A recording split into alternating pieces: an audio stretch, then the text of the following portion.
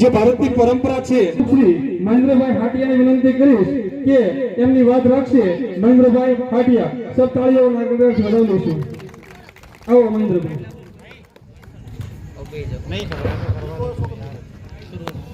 भारत माता की इनकलाब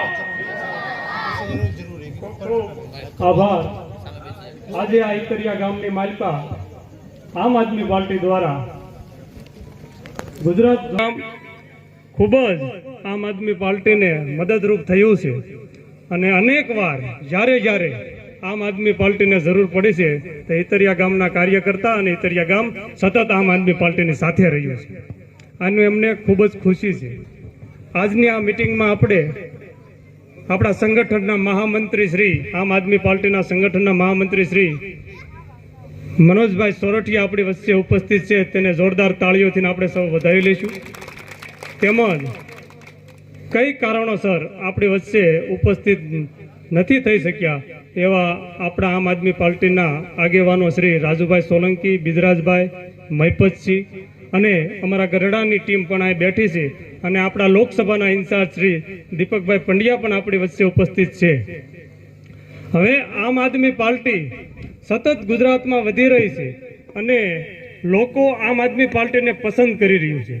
તો આમ આદમી પાર્ટીને પસંદ કરવા માટેનું એક જ કારણ છે કે વર્ષોથી જે લોકોને આપણે વોટ આપ્યા છે, જે લોકોને 30-30 વર્ષથી આપણે જીતાડતા આવ્યા છીએ અને આજે પણ સામાન્ય ગામ છે, જે ગામડાઓ છે અને સામાન્ય જનતા છે તે સામાન્યની જે વાત છે એ વાતને વાસા નથી મળ્યા।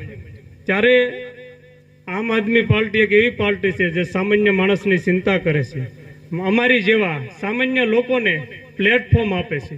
રાજનીતિમાં આમ આદમીની જેને ચિંતા કરી હોય તો એ આમ આદમી પાર્ટી અને અરવિંદ કેજરીવાલ છે। એટલે સામાન્ય લોકોને પ્લેટફોર્મ આપવામાં આ જ ગામમાંથી આપણે જિલ્લા પંચાયતની ચૂંટણી લડ્યા છીએ। આ જ ગામમાંથી એક સામાન્ય માણસને, એક ખેડૂતને આમ આદમી પાર્ટીએ ટિકિટ આપી અને જિલ્લા અને તાલુકામાં એવી મજબૂતાઈથી લડી કે માત્ર 70 મતથી આપણે આ સીટ હાર્યા છીએ અને આવતી વખતે આ સ્થાનિક ચૂંટણીમાં 700 મતની લીડોથી આમ આદમી પાર્ટી આ જિલ્લા પંચાયત જીતશે એનો મને ભરોસો છે।